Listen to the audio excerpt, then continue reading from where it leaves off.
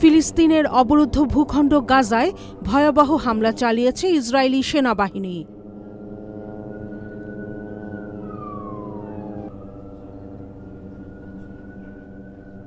ইসরায়েলের প্রতিরক্ষা বাহিনী আইডিএফ বলছে, মূলত হামাসকে লক্ষ্য করেই ওই হামলা চালানো হয়েছে।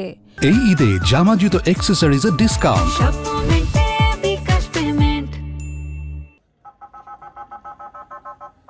বার্তা সংস্থা রয়টার্সের প্রতিবেদনে বলা হয়, প্রথমে কেন্দ্রীয় গাজার ৩টি বাড়িতে হামলা করে ইসরায়েলি বাহিনী।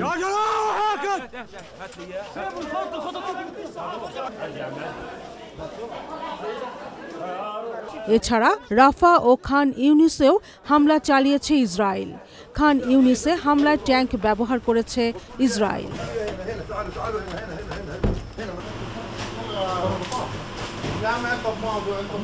ইসরায়েলের প্রধানমন্ত্রীর কার্যালয় থেকে এক বিবৃতিতে জানানো হয়, প্রধানমন্ত্রী বেনিয়ামিন নেতানিয়াহু এবং প্রতিরক্ষামন্ত্রী ইসরায়েল কাটস মঙ্গলবার সকালে গাজায় হামলা চালাতে সেনাবাহিনীকে নির্দেশ দেন।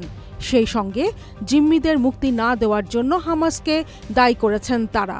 ותמשיך לאכוף אותו באופן מלא וללא פשרות כדי להבטיח את חזרת תושבי הצפון בביטחון לבתיהם.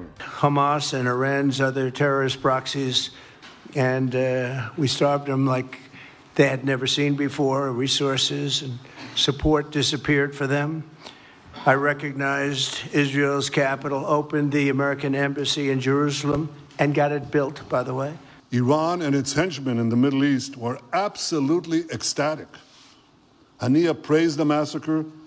Sinwar said that Israel was finished.